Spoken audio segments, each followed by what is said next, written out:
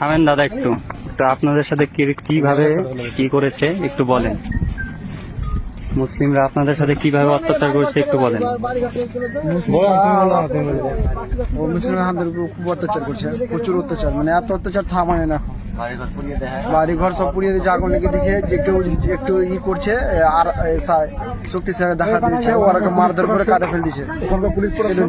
Police প্রশাসন আসছে, মাঝে মধ্যে সব পালিয়ে যাচ্ছে। পুলিশ সবাইকে তাড়িয়ে দিয়েছে, বাড়ি ঘর সব আগুন লাগিয়ে পুড়িয়ে দিয়েছে। কিছু নাই বাড়ি ঘর, থাকার মতন জায়গাও নেই, এমন অবস্থা করেছে আমাদের। আপনার বাড়ি? বাড়ি হয়েছে বেদবনা। আপনারা যান দোকানে বসেন। ঠিক আছে, বলেন তো কি হয়েছে আপনাদের সাথে? সব বোমাবাজি করছে।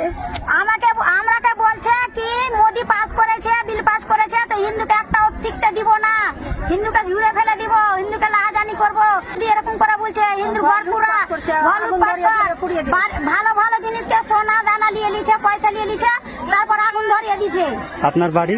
আমার বাড়ি বেসগুনা 16 নম্বর ওয়ার্ড, ডিস্ট্রিক্ট মন্দির পাড়া বাড়ি 16 নম্বর, মুর্শিদাবাদ, তাই তো? হ্যাঁ মুর্শিদাবাদ।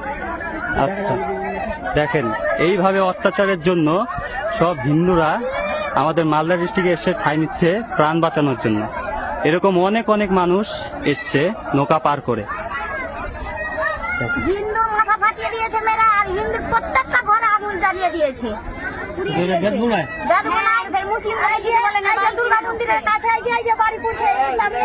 হিন্দুর সবটি বাড়ি পুড়িয়ে দিয়েছে, আর মুসলিমেরা সবটি সাপোর্ট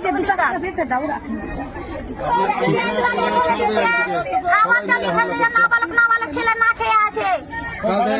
অনেক অত্যাচার। 3বার করে ঘর পুড়াইছে, 3বার করে বম ফুটেছে, 3বার করে ঘর পুড়েছে। আর ছেলে না খেলে কাছে দাঁড়িয়ে আছে, মেয়ে ছেলেটা তাড়াচ্ছে, মেয়ে ছেলের গলায় হেসে লাগাইছে, আর সেই ঘর আগুন আছে আর পালিয়েছে, আর ফের ভাঙচুর করছে। কিছু রাখে না, কিছু রাখে নি। মেয়ে ছেলের হাত ধরে লিছে, হিন্দুর মেয়ের হাত ধরে লিছে, বলছে কি রেপ করাকে, এরকম করে বলছে। শুনতেই পেলেন যে কিভাবে অত্যাচার করছে।